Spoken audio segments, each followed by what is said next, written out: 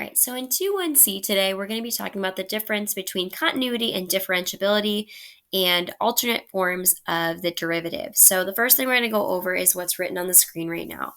This is what's called the alternate form of the derivative. So the original form that we know of a derivative is this: the limit as h approaches 0 of f of x plus h minus f of x all over h. This is just another form of the derivative. So you guys probably remember in class how I wrote literally 5,000 forms. 2 of them were correct and the rest were a little bit messed up. Well, the other one that I did write on the board was something of this alternate form right here. So the alternate form of the derivative is just another way to use the limit definition of the derivative, and it's maybe a little bit faster in certain situations. So we're going to talk about how can we use this form today. All right, let's go ahead. All right, first thing we want to talk about is continuity and differentiability. Okay, so I want to talk about when is this function not continuous and when is it not differentiable. All right, well, we probably first want to define what is differentiability. Okay, and if you have any space anywhere, we're actually going to define differentiability. We can define it up here. All right, so when are functions differentiable and when are they not? So differentiable literally means this, and it's so funny. Last year, I was saying the word differentiate a lot in class, and the students did not understand that I meant to take the derivative. So to differentiate in calculus means to take the derivative or to find the slope of the tangent line. So when are functions not differentiable? This is basically saying, when can I not take the derivative? That's really what it says. So when are functions not differentiable? It really just means, when can I not take the derivative?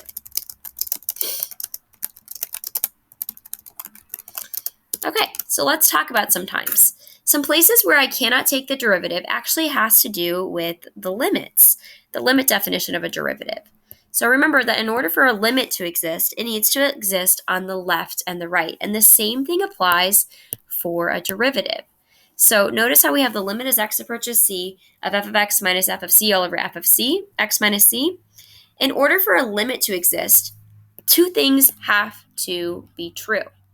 In order for a limit to exist, it needs to exist on the left and the right. So more specifically here, for this to be true, I need to know that the limit as x approaches c from the positive of f of x minus f of c all over x minus c, it also has to equal the limit on the left. The limit as x approaches c from the left. That's just how limits work. So, because derivatives are represented by limits, in order for a derivative to exist, its limit has to exist also, which is why it's so kind of hooked to continuity. So one example of a derivative not existing is at a place that's called a cusp. So here's an example of a cusp. A cusp might be something like this. Say I have the absolute value of x function. If I find the slope from the left, so the slope of the graph coming from the left, it looks like it's -1, -1, -1, -1. So the slope coming from the left, or we could say the limit as x approaches 0 from the left, let me make that 0 look a little bit better. The limit as x approaches 0 from the left of f of x minus f of c all over x minus c, which is a definition of the derivative, that is equal to -1. So the limit from the left is equal to -1. In essence, the slope from the left is -1. But if I come from the right, the slope from the right is +1. And so what we can say is that the limit as x approaches 0 from the right of f of x minus f of c all over x minus c, that's equal to +1. So what we can see here is that the slope on this side is equal to +1, but the slope on this side is equal to -1, and there's no transition point in between. So this really sharp turn, so think about the absolute value is really sharp, you could like stab someone with it, that is called a cusp. And when my function has a cusp, and a cusp is basically an abrupt turn or an abrupt sharp turn. That's what I call it, an abrupt sharp slope change. When I have a cusp, the derivative cannot exist there. And the reason the derivative cannot exist there is literally one moment it is -1, the next moment it is 1. There's no transition in between the two. And so if we tried to find the slope at that cusp, at that really sharp point, we couldn't, because it would be somewhere between -1 and 1, and there is no in between there. So there's no smoothing out of that sharp point. And so we say that at cusps, the limit does not equal the limit from the left versus the right of the slope, and thus at a cusp, we do not have a derivative. So that is one thing you definitely need to keep in the back of your mind. I would memorize this, that at a cusp, a derivative does not exist. Another place that a derivative does not exist is at a vertical tangent line. I mean, this one kind of makes sense. So if I have y is equal to 1 over x, it makes sense that the derivative wouldn't exist at 0. Reason being is, well, the slope going from the left is really steep. We could say like infinitely steep. So we could say that the slope from the left is like -infinity steep. But then the slope coming from the right is like +infinity steep. So we could say that this slope is like +infinity kind of steepness. -infinity doesn't equal +infinity. So just like with a limit, if the derivative or the slope is not the same on the left versus the right, we say that the derivative does not exist. One more place that a function is going to be not differentiable is at a discontinuous spot. So any place where the function is discontinuous. So in the case of a asymptote, we would say that a vertical tangent line is also a discontinuous spot. But another example might be something like this. Say I have a hole in the graph, or I have a jump in the graph. The derivative is not going to exist at that hole. So those are 3 places where a function is not differentiable. All right, so let's go back to this example. Let's graph this. We have square root of x minus 2, which looks like this. And yes, you do need to know how to graph parent functions, so start working on that. My question is, the function is not continuous at x equals c. If a function is not continuous at x equals c, it is also not differentiable at x equals c. Okay, well, let's talk about this function here first. This function right here is continuous. If I was on this roller coaster here, I'd never have to pick my pencil up. It might be a little bumpy, but this is continuous. I never pick my pencil up. It is not, on the other hand, differentiable.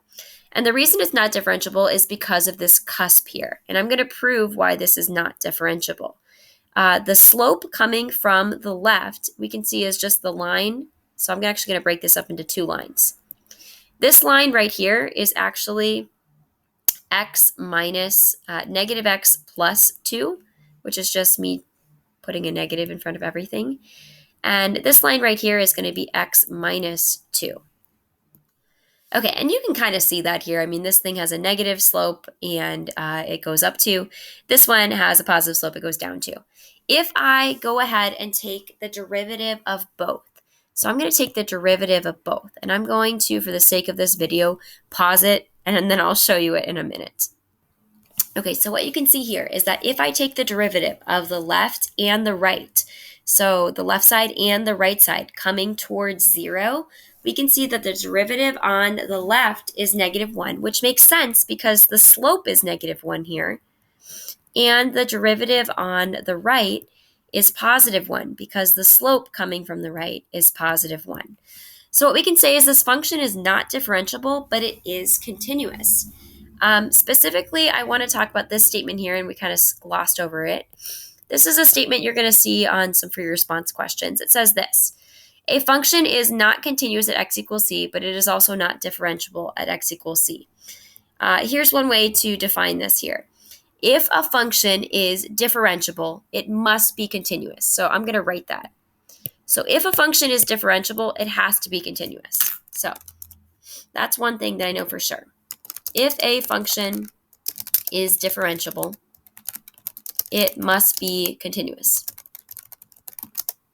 But the converse is not true. So then I would say this: it is not true that if a function is continuous, it has to be differentiable. Oops. It could be, but it doesn't have to be. And this is a great example of it. Okay, so one statement right here. So if a function is differentiable, it must be continuous, but it's not true. The flip is not true that if a function is continuous, it must be differentiable. And this example is a great way to point this out. This function, absolute value of x minus 2, is definitely continuous. I never pick my pencil up, but it is not differentiable because it has a cusp. So just remember that if a function is differentiable, it's continuous, but if a function is continuous, it does not mean that it's differentiable. All right, let's keep moving. Alrighty, here's an example. It says find all the values of x at which h is not differentiable. All right, easy peasy. Let's do it. All right, first value I'm looking at is negative 5. Negative 5 is not differentiable. Why? Because asymptote. You could also say because it's discontinuous. That is also a good reason. Okay, next one I see. Negative 4. Ooh, I'm going to say that is not differentiable because there's a jump. Or I could also say because it's discontinuous. Next one, I see negative 3. Negative 3 is not differentiable because of a cusp, which basically means this. The slope on the left, let's take a look at the slope on the left. The slope on the left is negative, and then all of a sudden, the slope on the right jumps to being positive. So we can say the slope on the left is negative, and then abruptly shifts to being positive. And abruptly shifts to being positive. All right. I thought I was a fast writer. Apparently not. All right. Example. Is the function differentiable at 2? Is it, what about being continuous? Okay, well, let's take a look. At 2, it's definitely continuous. And I know it's continuous because I wouldn't have to pick my pencil up. There's no hole. There's no asymptote. There's nothing that would stop the continuity from existing. So I'm going to prove it real quick. In order for something to be continuous, the point exists. Okay, let's see. F of 2 is 1. That's awesome. In order for something to be continuous, the point exists, the limit exists, and the limit equals the point. Okay, so that's 1. 2, the limit exists. It needs to exist on the left and right. Limit as x approaches 2 from the positive is, let's see, limit as x approaches 2 from the positive is equal to 1. And the limit as x approaches 2 from the negative is also 1.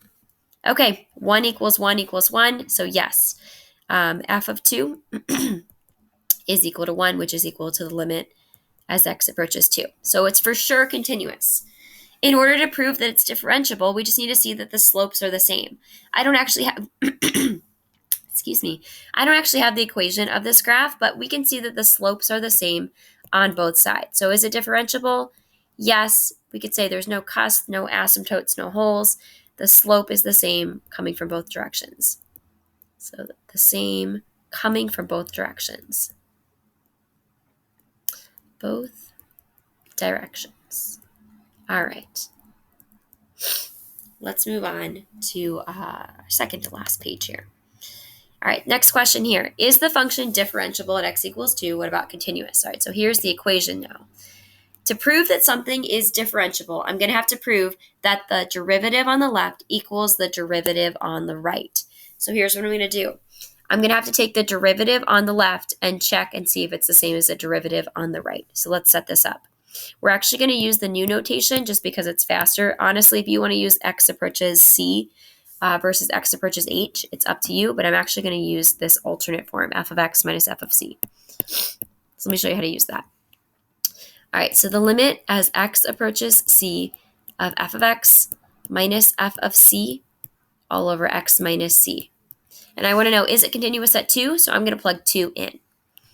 All right, so this is the limit as x approaches, instead of c, we're going to say 2, of f of x. Okay, in this case, we're going to say the limit as x approaches 2 from, let's go from the negative first. Uh-oh. Whoa, where did that even? Sheesh. Okay, so I'm going to plug in f of x from the left. So the value from the left is negative x squared plus 3. So this is going to be the limit as x approaches 2 from the negative of f of x, which is going to be negative x squared plus 3 minus f of c.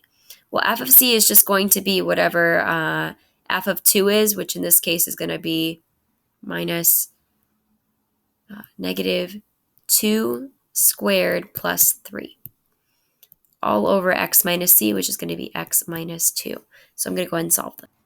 Okay, let's keep on going. We have limit as x approaches 2 from the negative of negative x cubed plus 4 all over x minus 2.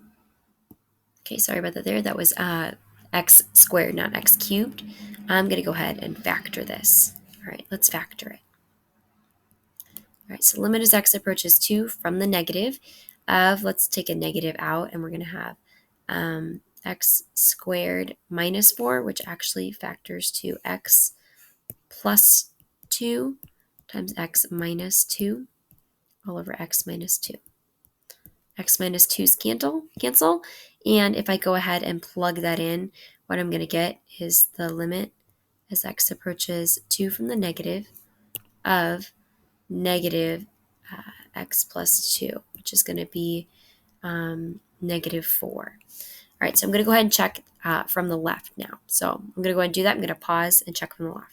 Okay, so if I go ahead and plug this in, I'm going to get limit as x approaches 2 from the negative of x minus 4 squared minus 5 minus, we need to say f of c. So if I plug in 2 here, I'm going to get 2 minus 4 squared is going to be 4 minus 5 is negative 1. Okay, which is kind of similar to what we had before, all over h. So I'm just going to go ahead and multiply this out. I'm going to get x squared minus 8x plus 16 minus 5 minus 1 plus 1, which is minus 4, all over h. Oh, why am I saying h? Oh my goodness, all over x minus, my bad, we're using the new notation, all over x minus 2. So if we keep this going, we're probably going to have to factor here. We're going to get the limit as x approaches 2 from the negative of x squared minus 8x plus 12 all over x minus 2. And we'll go ahead and factor this. This is the limit as x approaches 2. And this is not from the negative. This is from the positive. Oh my goodness. I'm sorry, guys.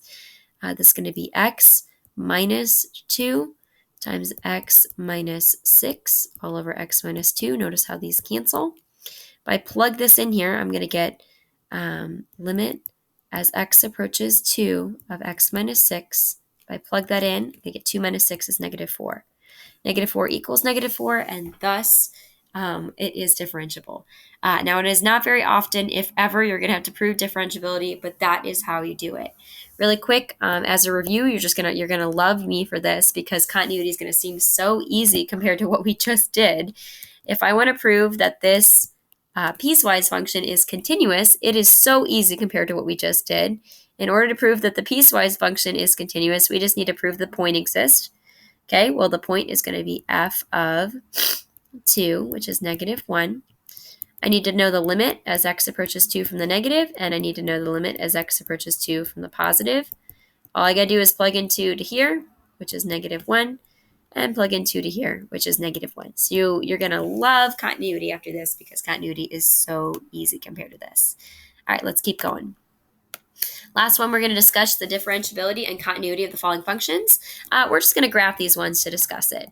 So for this one, the absolute value of x, that right there is going to be continuous. It's definitely continuous because I wouldn't pick my pencil up. It would be a relatively safe roller coaster to ride, but it is not differentiable. And the reason it's not differentiable is because it has a cusp. So it is not differentiable, but it is continuous. And specifically because it has a cusp. All right, the square root of x. All right, well, the square root of x looks like this. The square root of x is going to be continuous, but I would say the square root of x is probably not going to be differentiable at 0, mostly because it does not have a left and right-sided limit, which I guess we could say the same thing is true for its continuity. So for the most part, the square root of x is not going to give you any issues. There's no cusp or anything like that. If you were to try to find the slope of the square root of x from the right, from the left, you would not be able to find it. All right, so the key takeaways for the day. Differentiability implies continuity. You must memorize this. This is something you absolutely must know. Just like for the last test we took, how you needed to know that continuity meant that the point exists, the limit exists, and the limit equals the point. You must know that differentiability implies continuity. Kind of like side note here, if you know that differentiability implies continuity, you should probably also know that continuity does not necessarily imply differentiability. Continuity and differentiability are not interchangeable like that. So that is 2(1)c, the alternate form of the derivative and differentiability. Message me if you guys have any questions or comments.